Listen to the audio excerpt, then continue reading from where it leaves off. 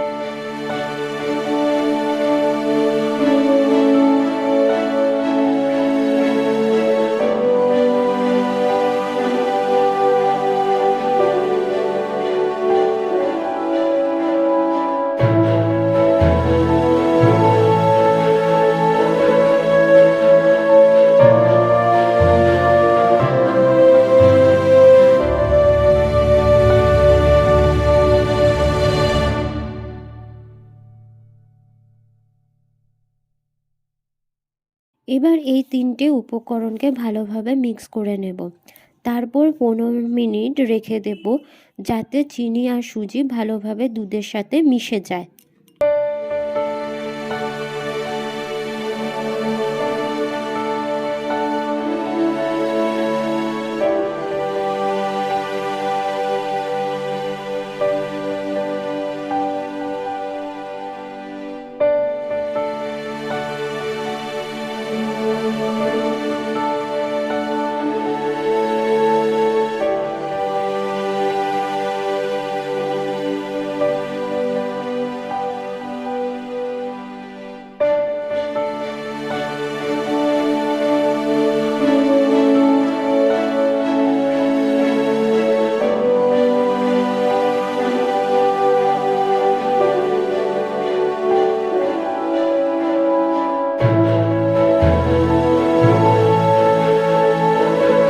Minute রেখে দেওয়ার পর আমি আবার মিশ্রণটিকে ভালোভাবে মিক্স করে নিলাম।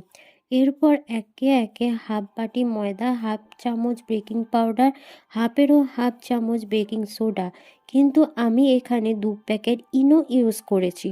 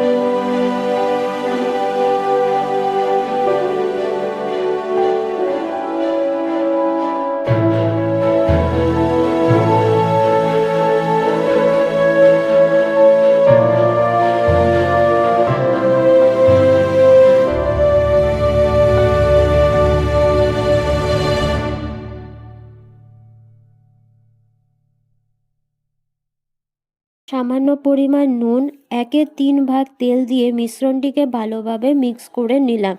এরপর নিয়ে নিলাম এলাচ গুঁড়ো হাফ টি চামচের মতো। আপনারা চাইলে ভ্যানিলা এসেন্সও ইউজ করতে পারেন। আর নিয়ে নিলাম দুধের মধ্যে গুলে রাখা ফুড কালার।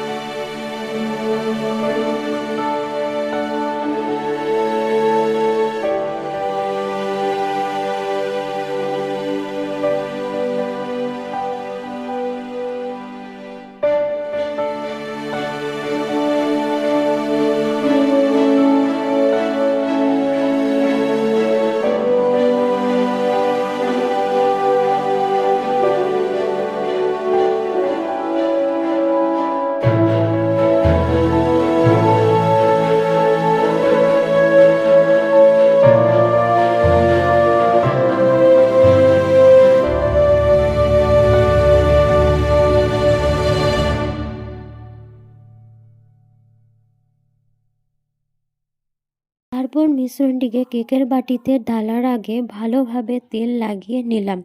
এরপর আমি এখানে নর্মাল পেপার ইউজ করেছি, আপনারা চাইলে বাটার পেপার ইউজ করতে পারেন। আমি নর্মাল পেপারের ওপর ভালোভাবে তেল লাগিয়ে নিলাম, যাতে কেক বেকিং হয়ে যাওয়ার পর কাগজটা সুন্দরভাবে উঠে আসতে পারে।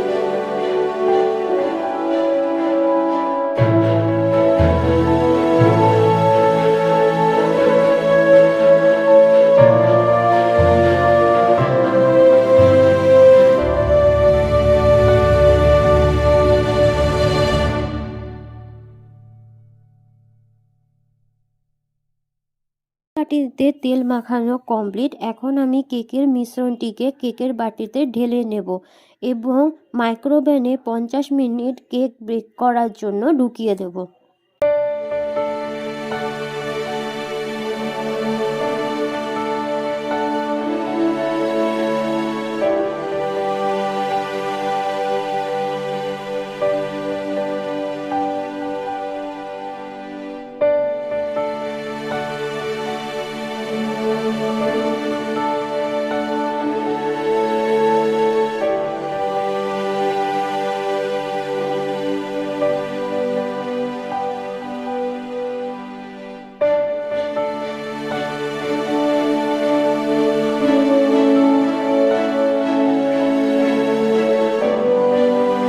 কেক বেক করা কমপ্লিট। এখন আমরা মাইক্রোওভেন থেকে কেকটা বার করে নেব।